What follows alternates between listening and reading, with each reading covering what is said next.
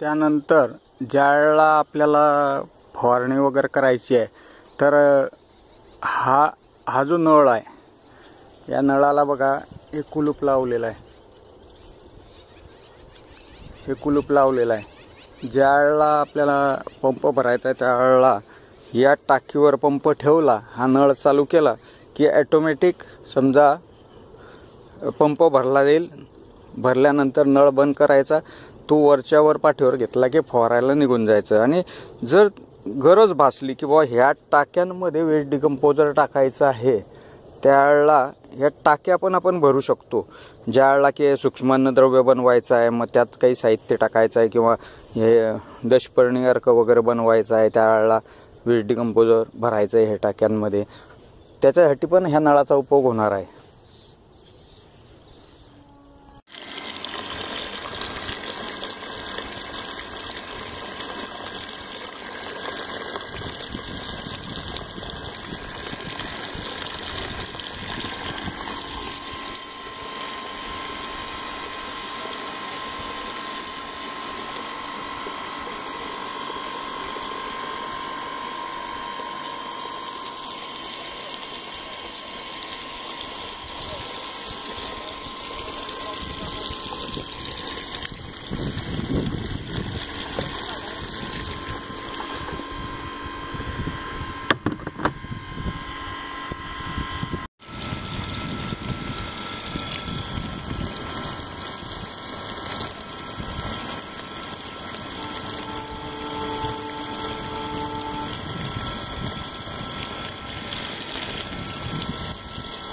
तर ही जी धार पडते आहे ना, हिला मध्यभागी पडायची अरेंजमेंट केलेली आहे. ती दाखवण्यासाठी फक्त तुम्हाला ते कशी सरळ केली. आता ती गुळाच्या भेलीवर पडेल आणि ह्या ज्या आसाऱ्या दिसत आहे, या आसाऱ्या या हे तिच्यात गुळाची भेली त्या आसाऱ्यांचं जाळी बनवली आहे, त्यावर बसतात. आणि आता हा बघा, हा व्हॉल आहे. हा व्हॉल ज्यावेळेला वरती उघडा असेल त्यावेळेला इकडे पाणी येईल टाकीत, म्हणजे सर्क्युलेशन चालू होईल खालून वर.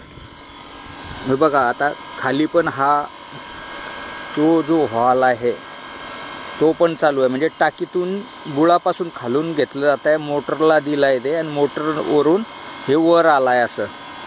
हे असं वर आलं आहे. आणि हा व्हॉल्व जर बंद केला आणि तो जो दिसतोय हा व्हॉल्व हा चालू केला आणि पुन्हा तो पुढे एक व्हॉल्व आहे तो पण चालू केला तर हेच पाणी त्या डिलेवरीत जाईल, म्हणजे औषध वेस्ट डिकम्पोजर डिलेवरीत जाईल आणि डायरेक्ट जसे आपल्याला टप्पे लावायचे आहे त्या पद्धतीने प्रत्येक टप्प्याला समजा 1000 लिटर सोडायचं तर 1000 लिटर प्रत्येक टप्प्यात ते जाईल.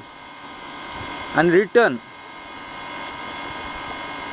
मी वेगळी सोय करतोय तरी पण एक सांगतो, रिटर्न तो व्हॉल्व चालू ठेवला आणि हा पण व्हॉल्व चालू ठेवला तर तिकडनं येणारं पाणी मोटर बंद ठेवली आणि तिकडनं येणारं पाणी हे टाकीत पडतं, म्हणजे टाकी भरली जाते. पण त्याला वेळ लागतो म्हणून मी स्पेशल टाकी भरायचं एक कनेक्शन आता माझ्या या फिल्टरच्या खालून एक खाली वॉल ठेवतोय, वर टी ठेवतोय आणि कनेक्शन काढतोय इथे. आणि वेळ प्रसंगी इतर आता आपल्याला सूक्ष्मद्रव्य वगैरे आपण बनवले, शेंगदाणे, तिळ्या, मोहरी, डाळीचे पीठ वगैरे, तांब्याचं भांडं वगैरे असं जे आहे सर्वांचं मिळून, दगड वगैरे, तर त्याचं जे तयार झालेलं सूक्ष्मद्रव्य असेल या टाकीतून त्या टाकीत टाकलं जाईल आणि त्या टाकीतून मग व्हेंचुरी ओढून घेईल. म्हणजे या वेस्ट डिकम्पोजर सोबत